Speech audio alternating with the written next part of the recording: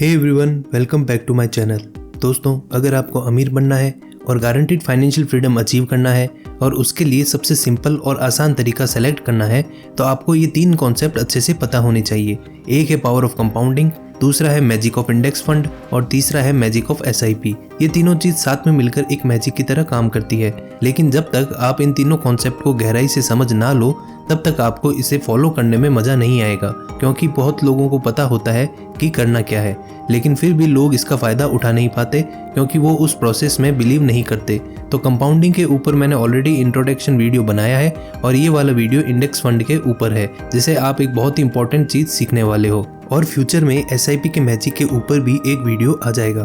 तो दोस्तों, जब भी हम सुनते हैं कि स्टॉक मार्केट आज 1% ऊपर गया या स्टॉक मार्केट आज नीचे गया, तो हम एक्चुअल में स्टॉक मार्केट की नहीं बल्कि उसके इंडेक्स की बात कर रहे होते हैं, जिसको इंडिया में हम सेंसेक्स और निफ्टी के नाम से जानते हैं, जो सिर्फ 30 या 50 कंपनीज का एक ग्रुप होता है। लेकिन फिर भी ये इंडेक्स हमारे लिए बहुत इंपॉर्टेंट है, जितना एक नॉर्मल आदमी सोच भी नहीं सकता। तो चलिए इसको थोड़ा डिटेल में समझते हैं। तो उसके लिए हम एक वेबसाइट पे आते हैं जिसका नाम है टिकरटैप। ये एक ऐसी वेबसाइट है जहां से आप अच्छे स्टॉक्स और म्यूचुअल फंड को पिक कर सकते हैं और उसे एनालाइज भी कर सकते हो, और आप इसके प्रो वर्जन के लिए सब्सक्राइब भी ले सकते हो, जिससे आपको बहुत सारी इंपॉर्टेंट इन्फॉर्मेशन रेडीमेड मिल जाती है। अब दोस्तों, क्योंकि इंडियन स्टॉक मार्केट में 5000 से भी ज़्यादा कंपनीज है, तो ये सब कंपनीज उतनी बड़ी और स्टेबल नहीं है कि जिसमें लोग इन्वेस्ट कर सके। बहुत ही गिने चुने ऐसे शेयर्स हैं जिसमें मेजॉरिटी लोग इन्वेस्ट करते हैं। तो इसलिए इंडिया की जो सबसे बड़ी 50 कंपनीज है उनका एक ग्रुप बनाया गया है, उसको हम निफ्टी के नाम से जानते हैं। तो अगर आप इस इंडेक्स फंड में इन्वेस्ट करते हो तो बेसिकली आप सिर्फ इन 50 बड़ी कंपनियों में इन्वेस्ट कर रहे हो, लेकिन ये 50 कंपनी इतनी ज़्यादा इंपॉर्टेंट और वैल्यूबल है कि बाकी पूरी 5000 कंपनीज के मुकाबले ज़्यादा प्राइस पे बिकती है। जैसा कि आप देख सकते हो, इनका पूरा इंडियन स्टॉक मार्केट में मार्केट कैप शेयर 52% का है। मतलब इंडियन स्टॉक मार्केट की बाकी सारी 5000 कंपनीज एक तरफ और सिर्फ ये 50 कंपनीज एक तरफ, और ज़्यादातर म्यूचुअल फंड के पोर्टफोलियो में भी यही कंपनीज होती है। अब क्योंकि ये कंपनीज ने ऑलमोस्ट आधा मार्केट वैल्यू कवर करके रखा है, तो शॉर्ट टर्म में हमको ये इंडेक्स स्टॉक मार्केट की इन्फॉर्मेशन देता है कि मार्केट में आज कैसा परफॉर्म किया। जैसे अगर निफ्टी 1% ऊपर जाता है तो चांसेस है कि मार्केट की मैक्सिमम कंपनीज भी ऊपर ही गई होगी। लेकिन लॉन्ग टर्म में इस इंडेक्स से हमको कंट्री की इकोनॉमी के बारे में ज़्यादा इन्फॉर्मेशन मिलती है, क्योंकि जब ये निफ्टी 1995 में स्टार्ट हुआ था तब इसमें मैक्सिमम कंपनीज कोई और ही थी। इसकी ऑलमोस्ट 50 में से 40 कंपनीज चेंज हो चुकी है, और ये चेंज ऑटोमेटिकली किया जाता है हर 6 महीने में। जैसा कि आप यहाँ पे पढ़ सकते हो, तो इसलिए यहाँ पे आपका परमानेंट कैपिटल लॉस होने का चांसेस ऑलमोस्ट 0% का है, क्योंकि रियल एस्टेट की तरह आप एक प्रॉपर्टी नहीं खरीद रहे हो। आप एक छोटे से अमाउंट से, जैसे 500 रुपये से एक साथ 50 कंपनीज खरीद रहे हो। मतलब स्टार्टिंग से ही आप डाइवर्सिफाई हो।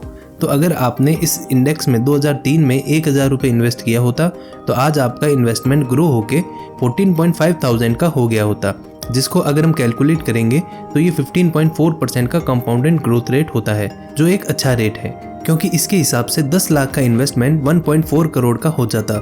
तो जिन लोगों ने 20 साल पहले अगर कोई रियल एस्टेट की प्रॉपर्टी ली थी तो उनको भी ऑलमोस्ट यही रेट मिला था। जैसे कि मेरे एक फ्रेंड ने मुंबई में एक 10 लाख की प्रॉपर्टी ली थी, तो उसकी वैल्यू आज ऑलमोस्ट 1 से 1.5 करोड़ की है। बस प्रॉब्लम यह है कि वो उस प्रॉपर्टी को उस प्राइस पे बेच नहीं पा रहा है, क्योंकि इतना बड़ा अमाउंट ये टाइम पे कोई पे कर नहीं रहा है, और आने वाले 10 या 20 सालों में उसकी प्रॉपर्टी वो सेम रेट से ग्रो होगी या नहीं वो हमें पता नहीं, क्योंकि उन प्रॉपर्टीज़ का सिर्फ प्राइस बढ़ा है, उनकी इंट्रिंसिक ग्रोथ नहीं हुई है। लेकिन ये इंडेक्स नेचुरली इस रेट से ग्रो होता है, तो आने वाले टाइम में आप यहाँ पे ज़्यादा श्योर हो कि इतना रिटर्न आपको मिलता रहेगा। और अगर इन 50 में से 10 कंपनी अचानक से बंद भी हो जाती है तो दूसरी कंपनी इसको फौरन रिप्लेस कर देगी, क्योंकि हमारे पास ये दूसरा इंडेक्स है जिसको हम निफ्टी नेक्स्ट 50 के नाम से जानते हैं, जो सबसे बड़ी 50 कंपनीज के बाद की नेक्स्ट 50 कंपनीज है।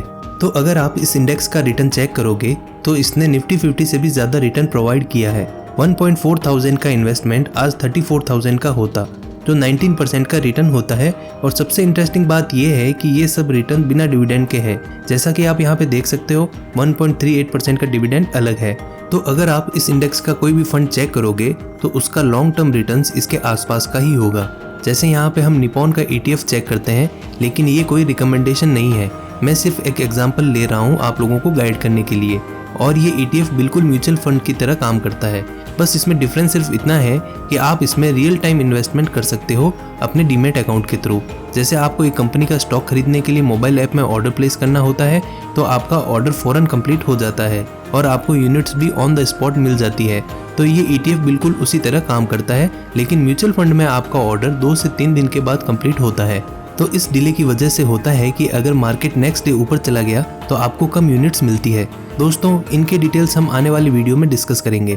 तो अगर आपको ऐसे ETF में या स्टॉक्स में इन्वेस्ट करना है तो आपको एक डीमैट अकाउंट की ज़रूरत पड़ेगी और डीमैट अकाउंट ओपन करने का लिंक मैंने नीचे डिस्क्रिप्शन में डाल दिया है, जहां से आप ऑनलाइन घर बैठे बैठे अपना इन्वेस्टमेंट शुरू कर सकते हो। दोस्तों सबसे इंपॉर्टेंट चीज़ ये है कि म्यूचुअल फंड्स का एक्सपेंस रेशियो हमेशा ETF और इंडेक्स फंड से ज़्यादा ही होता है।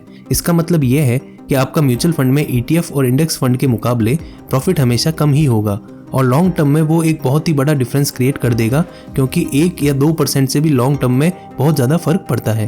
तो इस फंड का NAV पिछले 18 सालों में 16 रुपए से ग्रो होकर 355 का हो गया है, जिसको अगर हम कैलकुलेट करेंगे तो ये ऑलमोस्ट 18.5% का कंपाउंडेड ग्रोथ रेट होता है। और एक्चुअल में इसका रिटर्न उससे भी ज़्यादा होना चाहिए था, क्योंकि ये कंपनीज ने इतने साल में 1.4% का डिविडेंड भी पे किया था।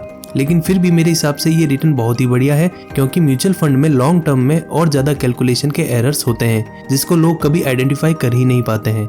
दोस्तों index fund versus mutual fund के ऊपर मैं आने वाले वीडियोस में डिटेल में डिस्कशन करने वाला हूं, जिससे बहुत लोगों को शॉक मिलेंगे, क्योंकि लॉन्ग टर्म में यानी कोई भी 20 साल के पीरियड में 10 में से 9 म्यूचुअल फंड्स इंडेक्स को बीट ही नहीं कर पाते हैं। और दोस्तों म्यूचुअल फंड में प्रॉब्लम ये होती है कि जब आप उसमें इन्वेस्ट करते हो तो आप देखोगे कि पिछले 1 साल के पीरियड में दूसरे वाले ने ज़्यादा अच्छा परफॉर्म किया।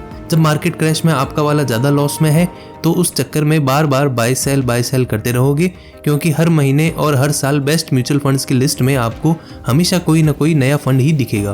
तो सेल करते टाइम आपको एक एग्जिट फी पे करनी पड़ती है और टैक्स भी भरना पड़ता है। और सबसे इम्पॉर्टेंट चीज़ ये है कि आप अपनी वेल्थ को पीसफुली कंपाउंड होने नहीं दोगे। दोस्तों मैक्सिमम लोग यही गलती करते हैं और कंपाउंडिंग का मैजिक अपनी पूरी लाइफ में देख ही नहीं पाते हैं। इसीलिए मेरे हिसाब से बेस्ट म्यूचुअल फंड नाम की कोई चीज़ हो ही नहीं सकती, क्योंकि जो म्यूचुअल फंड में अच्छा ट्रैक रिकॉर्ड शो कर दिया तो पूरी दुनिया वहीं इन्वेस्ट करेगी। तो अब उनके पास ज़्यादा पैसा आ गया तो घूम फिर के उनको यही 50 कंपनी में इन्वेस्ट करना पड़ेगा, जिससे होगा क्या कि ये उसके इन्वेस्टर्स इनडायरेक्टली एक इंडेक्स ही खरीद के बैठे हैं, बस एक्स्ट्रा फीस के साथ। तो इसीलिए 15% या 18% मेरे हिसाब से बुरा नहीं है, क्योंकि अगर आप आज 10 लाख का इन्वेस्टमेंट करते हो तो 20 साल के पहले ही आपका इन्वेस्टमेंट 18% के हिसाब से 2 करोड़ का हो जाएगा। और अगर हम उस महंगाई को भी काउंट करें तो ये 10 लाख की वैल्यू 7% के इन्फ्लेशन के हिसाब से 20 साल बाद ऑलमोस्ट 35 लाख की होगी। मतलब इन्फ्लेशन को एडजस्ट करने के बाद भी आपको 1.75 करोड़ का प्रॉफिट होना चाहिए। और सबसे इंटरेस्टिंग चीज़ यहाँ पर यह है कि रियल एस्टेट की तरह आपको यहाँ पे एक साथ पैसा भरने की ज़रूरत नहीं है, क्योंकि मैक्सिमम लोगों के लिए रियल एस्टेट में सबसे बड़ी प्रॉब्लम वही होती है। और जब मार्केट क्रैश होता है या कोई बड़ा करेक्शन होता है तो आप उस टाइम पे और ज़्यादा इन्वेस्ट कर सकते हो, जिससे लॉन्ग टर्म में आपका रिटर्न ये 18% से भी ज़्यादा होना चाहिए। मतलब इंडिया में स्टॉक मार्केट के ज़रिए इतना रिटर्न कमाने के लिए ना आपको स्टॉक साइंटिस्ट बनना था, ना कोई MBA की डिग्री चाहिए थी और ना ही कोई बेस्ट म्यूचुअल फंड चुनना था। बस ये इंडेक्स खरीद लेना था और थोड़ा फाइनेंशियल स्मार्ट होना था। अब दोस्तों मैं अपने पुराने वीडियोस में कैलकुलेशन के टाइम पे 13 या 15% का रिटर्न एज्यूम करता हूँ कि इतना रिटर्न तो आपको मिलना ही चाहिए। तो बहुत लोग मुझे बोलते हैं कि ये इम्पॉसिबल है, कि इतना रिटर्न मिलना तो बहुत मुश्किल है। लेकिन आप देख सकते हो ये सिंपल स्ट्रेटेजी से स्टॉक मार्केट से कोई भी प्रॉफिट कमा सकता है। और ये index fund long term investing, buy and hold investing, dividend investing, ये सब चीज़ों के बारे में इतना कोई बात करेगा नहीं, क्योंकि मैक्सिमम लोगों को इसके बारे में पता होता ही नहीं है, क्योंकि ये सब चीज़ें कोई भी कॉलेज या यूनिवर्सिटी में सिखाई नहीं जाती है। तो दोस्तों वीडियो को एंड करने से पहले आप लोगों के लिए मेरा मैसेज ये है कि अगर आप स्टॉक मार्केट और इन्वेस्टिंग की शुरुआत कर रहे हो और एकदम बिगिनर हो तो मेरे हिसाब से आपको इंडेक्स से शुरू करना चाहिए।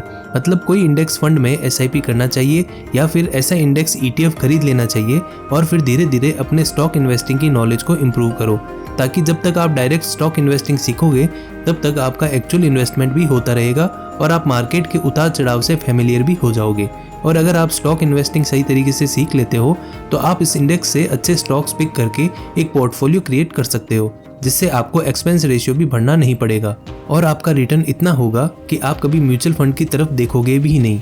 तो दोस्तों आज की वीडियो में बस इतना ही। उम्मीद करता हूँ कि आपको ये वीडियो पसंद आई होगी। दोस्तों वीडियो पसंद आई हो तो उसे लाइक करें, शेयर करें और हमारे चैनल को सब्सक्राइब ज़रूर करें। मिलते हैं नेक्स्ट वीडियो में, तब तक के लिए हैप्पी इन्वेस्टिंग। जय हिंद, जय भारत।